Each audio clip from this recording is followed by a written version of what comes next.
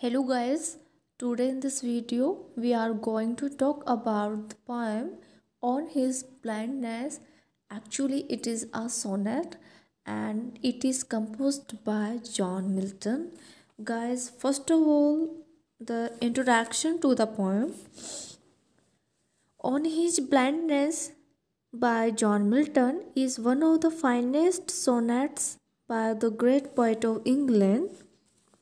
It is autobiographical in character and it presents to us the pathetic condition of the poet who had lost his eyesight when he had hardly crossed half the span of his life.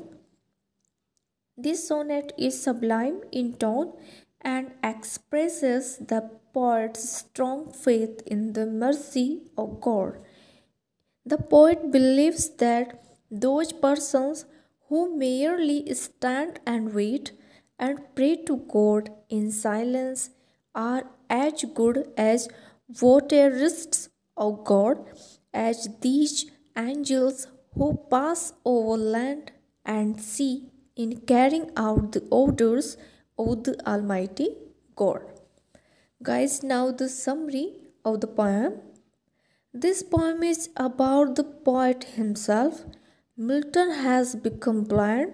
He is about 44 years old. The world appears dark and gloomy to him. He finds that he cannot make use of the talent of writing poetry given to him by God. He cannot write poetry since he is blind. He fears that God will rebuke him for wasting the talent given to him, but he is helpless.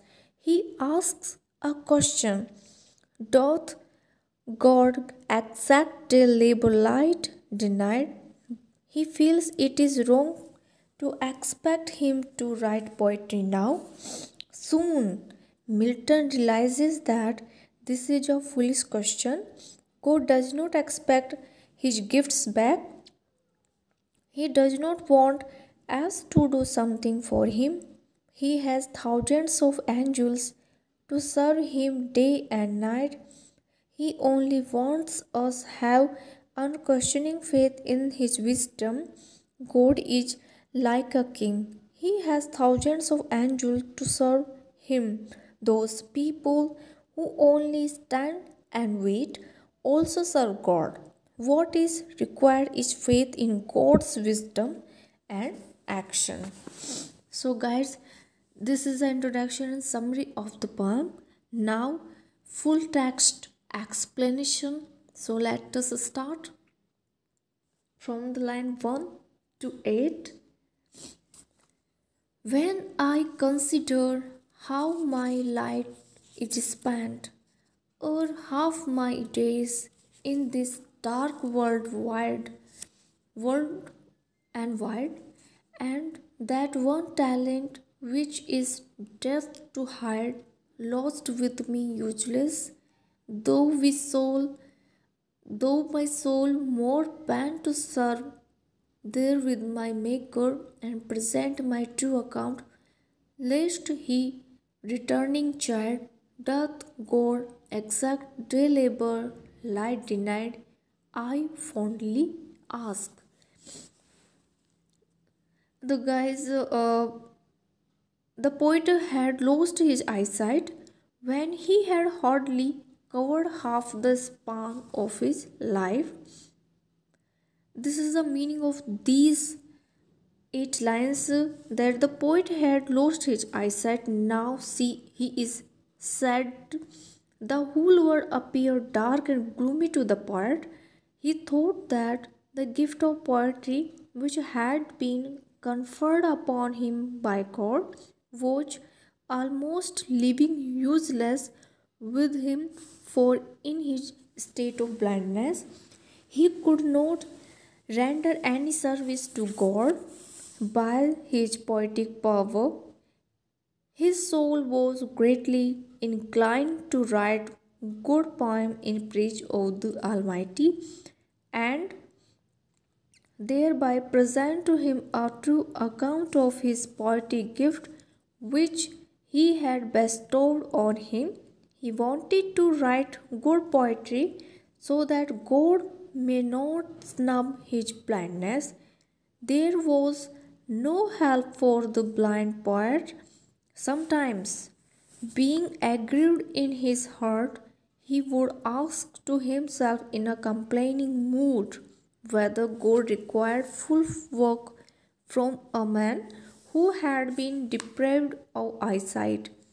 Though such a questioning only showed the foolishness of the poet, for he never wanted to question the wisdom of God, yet in a state of desperation and grief, he would put such questions to his soul and get relief from the expression of his feeling.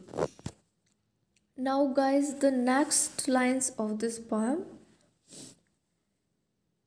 But patience to prevent that murmur soon replies, God doth not need either man's work or his own gifts, who best bear his mild yoke.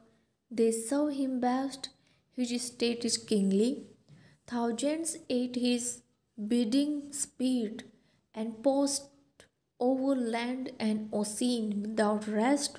They also serve who only stand and wait. Guys, this is the sested part of the sonnet.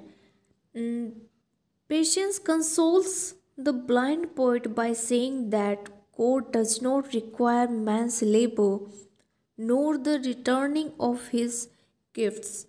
His kingdom is very wide. It is inconceivably splendid and rich. It means very splendid and rich.